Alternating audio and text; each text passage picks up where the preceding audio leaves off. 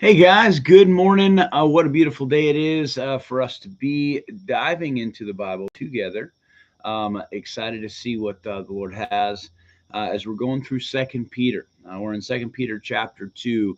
The whole foundation around Second Peter chapter 2 is that we're dealing with false teachers, right? And the fact that ultimately destruction will come on those who are false teachers.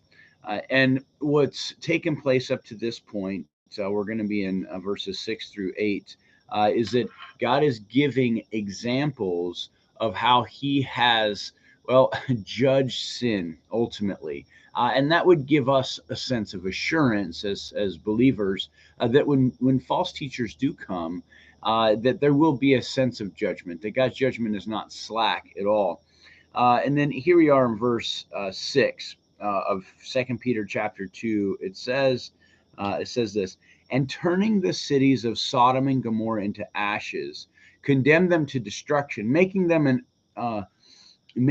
example to those who afterward would live ungodly, and delivered righteous Lot, who was oppressed by filthy conduct of the wicked, for that the righteous man dwelling among them tormented his righteous soul day to day by seeing and hearing their lawless deeds.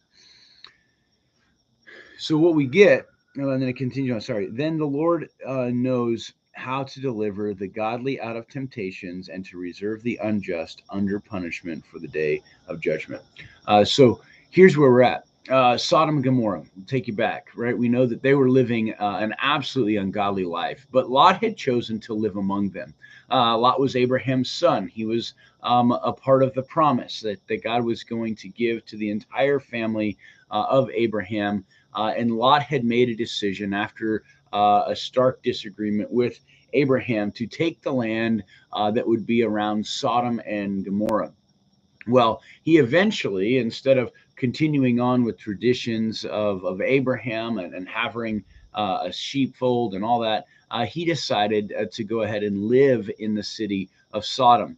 Now, what we're told here is that as Sodom's sin became so great, God's judgment was going to come down upon Sodom and Gomorrah, and that judgment certainly did. Well, the problem was is that there was still a righteous man there, and that righteous man would have been Lot. This is kind of crazy that the Bible would call him righteous, and then we also get to see here that he's noted for his righteousness.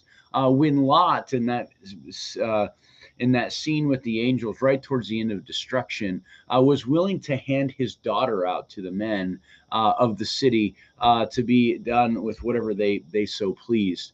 That doesn't feel like a whole lot of righteousness. But what it tells us, though, is the details around what was going on in Lot's heart. It says here that his righteous soul from day to day was tormented. Right, they tormented his righteous soul day to day, seeing and hearing their lawless deeds. Um, it tells us that our soul ends up getting, well, tormented by the world in which we surround ourselves in, especially when it's full of lawless deeds. You know, you think about this, and this is kind of the stain as we start to live more in the world than of a greater world, of a greater kingdom. Had Lot stayed with Abraham, he would have kept his eyes fixed and focused on the promises of God under the direction and leadership of Abraham. And now this is a situation for us as followers of Jesus Christ, right? There are righteous people, but you've made a decision to end up living in areas and regions or lifestyles that just inundate you with all kinds of sin. You maybe live in certain parts of the internet world, or even go to certain places where you're just inundated with these things. And what started to happen? Over time, it started to stain Lot and his family. It started to influence them in so many different ways. And the problem is anyone who is called to the faith, they'll never, ever, ever find any sense of joy whatsoever living in the world, but rather they will be tormented. And there will become more and more of a battle between the spirit and the flesh as we allow the flesh to be fed, as we allow ourselves to see things, hear things, do things that are crossing lines with the Lord. We find that we in ourselves end up stained, right? That we're tormented by the things around us. You walk into a place and there's a sense of absolute disgust, but in an instant, your mind starts to go there. Well, what if I just did that? I mean, it couldn't be that bad or that wrong. It's just, maybe just one time I could experience this, and that tormenting continues on as you deal with the world, but then you also deal with the temptation that's going to be there, right? And so that's where it said that God delivered him out of temptation. We'll talk into that more next time. But ultimately, where do we stand with this? Why does this matter? It tells us this, right? That as just as Lot had placed himself in a place of sin, inundated with it, that we ourselves can do the same thing. And we've got to be so cautious and so careful not to allow ourselves to be stained by the things of this world, because that stain is going to continue to turn into temptation. And the Lord's heart in all of that is to deliver us from that so that we might live fruitful, holy lives unto Him, just as He did with Lot. He would ultimately deliver him and bring destruction on the sin that was going to be there. So I want to encourage you.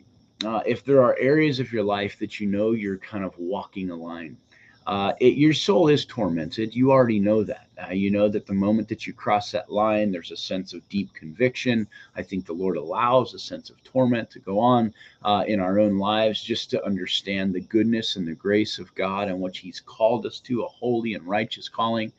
So step away from that. Walk away from relationships or environments which are going to cause you to stumble or sin. Delete certain things, perhaps off your devices, your phones. Make a priority to put the Lord first and really enjoy what He has in store for you, because we don't want to be continuously tormented like Lot was in those days. I love you guys. God bless you all, and we will see you tomorrow morning.